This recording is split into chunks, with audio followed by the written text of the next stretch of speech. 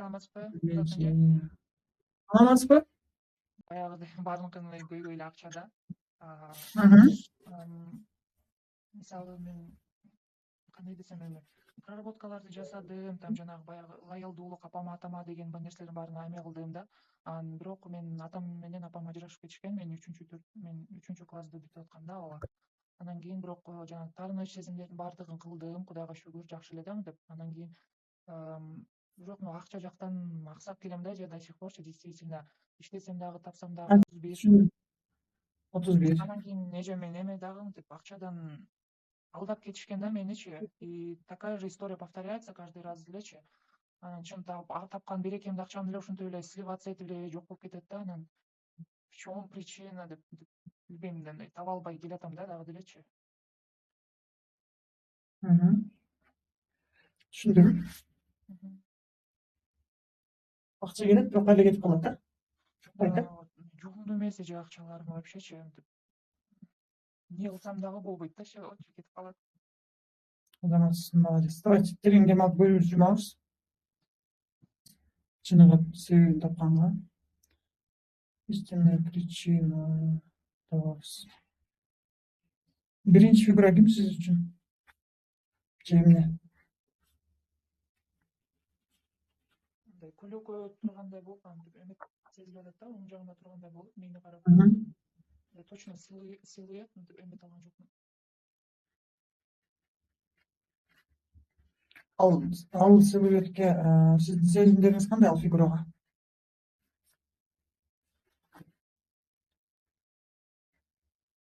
Вроде нормальный эле, терс деле эчтеке эме кылган жокмун.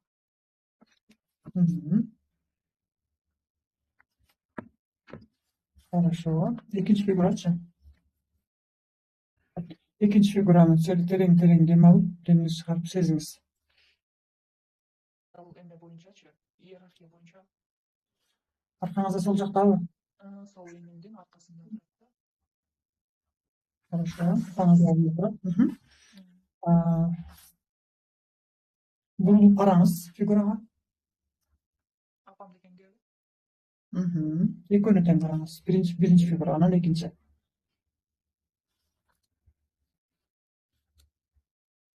Карамчы. Ошондой сезилип атат да, анан. Но эмесин лицосун көрө алган жокмун. Экинчиге буруп караңыз анда.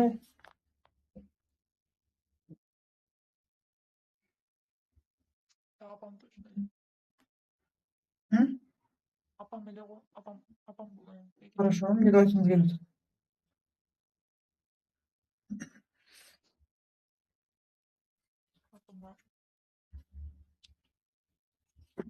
Апам дайыма, апам жалгыз эле мени төрөгөн да. Баардык эле эмеси менин да, апамдыкычы.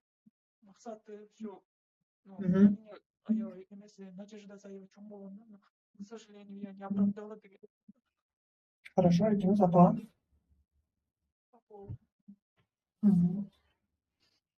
Я не оправдала ваши ожидания, да? Все ваши ожидания я не оправдала. Я думаю, что я не оправдала ваши ожидания. Сизге сойлогонду кыз болгон жокмун. Потому что мен кичинекей кезимден бери болдуңуз. Мага даже я не помню, апам мени кол көтөрүп тургандарынчы. Но меня очень сильно любит, мен билем, сезем. Вы меня любите очень сильно. Мен билем, сиз мени абдан жакшы көрөсүз. Поэтому на меня у вас надежда очень большая. Но, к сожалению, не получается оправдывать все это. Мен аракет кылып атам. Усердно, бардыкча. Берем орундалбай эле пландарым ишке ашпай калып атат. Я не знаю почему. И за это я чувствую себя виноватой, да? Да, из-за этого я чувствую перед вами, что я виновата. Вместо того, чтобы оправдать ваши ожидания, я, наоборот, сливаю свои результаты.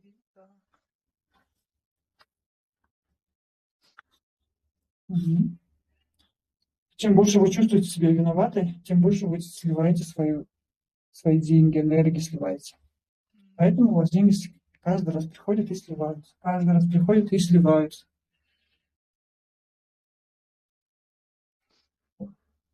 Терең дем алабыз, демекти чыгарабыз, апаңызга отурuz. Апаңыз болуңуз. Сиз азыр апаңызсыз. Кызыңызга караңыз, эмне деп айткыңыз келет кызыңызга?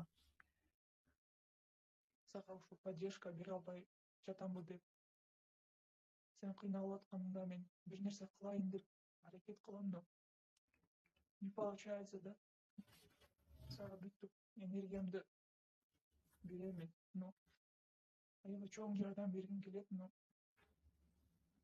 колумдан келбейт, мен дагы аракет кылам. Айтабыз, кызым, сенин менин алдымдагы сезген күнөөлүү сезимдериң Кызым, сенин менин алдымдагы сезген күнөөлүү сезимдериң, алар меники, мага таандык. алар меники, мага таандык. Мага таандык. Мага баарын өзүмө кайтарып бер. Мага баарын өзүмө кайтарып бергин. Бериңиз өзүмө кайтарып.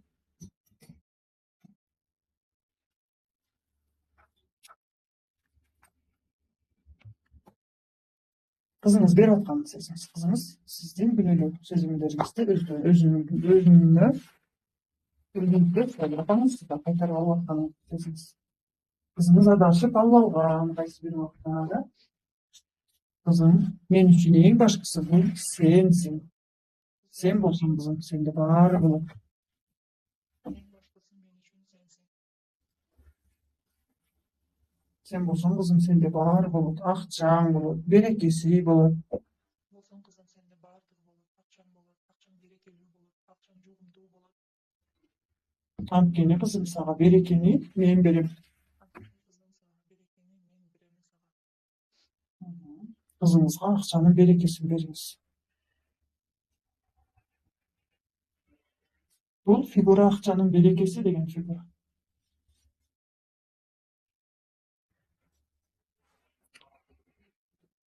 Мен сени жакшы көрөм, кызым. Энелик сүйүүмдү бердим деңиз. Сени жакшы көрөм, кызым. Сага мен энелик сүйүүмдү бердим. Энелик күчүмдү бердим. Мен сенден эч нерсе күткөн эмесмин.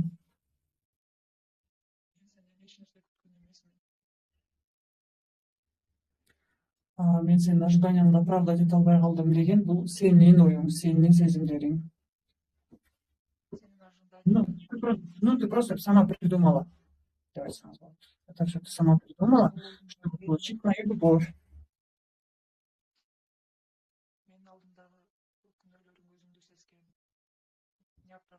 Ожиданияларыңды не оправдала деген ойлордун баары бул өзүңдүкү гана.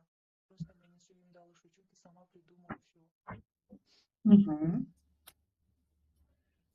Твое оправдание, да? Мен сени эч убакта күнөөлөгөн эмесмин. Сен менин алдымда эч убакта карыз эмесиң, и ты ничего не должна мне. Кызыңыз, апаңыз действительно ошондой айткысы келди ал, ушул сөздөрдү. Ооба. Что она хочет это сказать? Да, просто она не может сказать. Эми айтыңыз, кызым. Ну, такое ощущение. Кызым. Какое ощущение? Такое ощущение, что ты сүйүүсүн чересчур мага берип салган, просто она меңгелеп карап, меңгелеп Да, нормально. Она, ну, сколько хочет родитель, столько и может дать. Никто и родителям не запрещает. Если дает, это нормально. И неме деп айтыңыз, кызым, сенин атаң бар. Сенин атаң бар. Атаңар менен катташасыңарбы? Нет, к сожалению, кеткенден бери. Хорошо. Кызым, сенин атаң бар. Кызым, сенин атаң бар. Жүр, мен сени атаң менен тааныштырайын.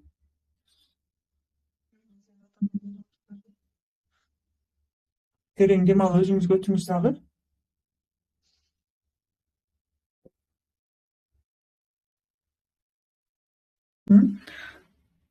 Апаңыз сизде, атаңызга эситип кетип атканын көрүңүз. Сиз кичинекей кызсыз. Атаңызга бардыңыз. И атаңыздын мойнун кучактап. Алар сизди жакшы көрүп, эркелетип, алар менен чогуу чоңоюп атканыңызды көрүңүз. Ата-энеңиз сизди чоңойтуп аткандарын. Сизде акча, береке бар экенин Мен өзүм кандай сезимдер? Жан дүйнөңүз тынчыбы? Тынч болуп калдыбы? Акча, берекенин фигураларын кабыл алдыңызбы? Сиз биринчи фигура акча болчу да, тень, как тень көрүп аттыңыз да. То есть вы не видели своих денег ярко, сочно көргөн эмессиз да. Акчаларыңыз, материалдык кучактап атканыңыз бул энергетический кемде өзүңүздүн акчаңызды, ал акчаңыздын берекесин кучактап атасыз да. Ата энеңизге ыраазычылык айтыңыз дагы. Алдыңғы жақты қарай тұрыңыз. Ата энеңиздин аркаңызда, сиздин аркаңызда сизди колдоп жатышкандары, сиздин жашооңузга келген акчаларыңыз берекелүү болуп жатканын сезиңиз. Бактылуу болуп жатканыңызды. Кантип калдыңыз?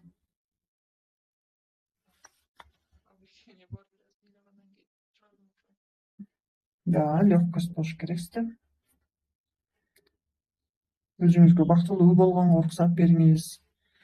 А все, что у вас, вот это вот чувство вины, өзүңүздү коерго жер таппай, мамаңыздын алдында я не оправдала. Возможно, это ваша мама так думает, что она не оправдала ваши ожидания. Ну так? Түшүнүңүзбү? Чындыгында сиздики туура эле чыкты. Акча дегенде атаңызды көрдүңүз, акчанын берекеси дегенде сиз апаңызды көрдүңүз. Көрдүңүзбү? Сиздин акчаларыңыздын берекеси акчаны вот это вот кармап кала турган энергия, принятие мабы, принятие. Деньги это, что это материальное? Материал, вот энергия келет, аны кармаш керек. Мисалы энергия келдиби, акча келдиби, аны кармап калыш. Именно ушул кармап кала турган энергия бул апа, мать, материал. Вот этот материал надо держать вот так, хранить. Хочу принятие мать, принятие мира, принятие, не деп аталам, принятие. Принимать эте турган энергияны бул ападан келет да, бул нерсечи. Көбүнчө эле акчанын берекеси атадан чыгат, көбүнчө элечи. Мисалы, кээ бирки моменттерде атадан чыгышы мүмкүн, бирок ал убакта деле атанын өзүнүн апасына болгондон ушундай непринятиелери болушу мүмкүн да. Чувство вины по-любому ушулар таасир. Көрдүңүзбү? Күнөөлүү сезимге кетире бергенсиз, сизде күнөөлүү сезим боло берген. И ошон үчүн сиз акчаңызды сыйлап кете бергенсиз. Көрдүңүзбү? Биздин жашообузда ошого окшогон толтура биз билбеген нерселер болот да. Мен мисалы кечеге айтып аттым го. Мен машинага жолдошум берген машиналарды мен алып келдимби деп реакция кыргылчу эмес элем. Мындай вау деп сүйүнүп, менде кубаныч болгон эмес. Оказывается, мне бул блог да, сексуальный только айтып бердим, И ушуга чейинки берген машиналарын сен барып эмейткесиң деп алат, коет, бир ай турат, алга айрылып жиберет. Эми өзүм суранып баштадым. Пожалуйста, мага берчи машина. Мен айдайынчы деп. Мурун антип суранчу эмесмин, алып келип берчи деп айменчи, сен деле мындай машинада жүрчү деп.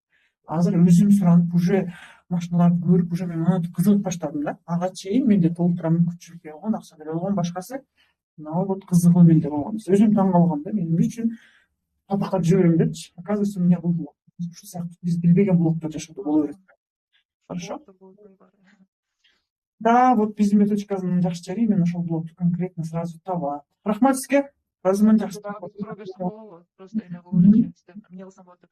Менин вот последнее время замечаю, да, сиз ата апа оң солго бөлүш керек депчи. Но у меня эмеде прям ашказаным кичине слабый да, ашказаным ооруп калат, тамак ичип тура эмес кылып койсом, анан кийин вот позвоночникимде дагы проблема бар да. Эки талымдын ортосу вот там туруп көбүрөөк жумуш кылып көп жүрүп койсом ачышып ооруйт да. А у меня ни с правой, ни с левой стороны, да, прям ортодо, да, в середине. Да, я поняла.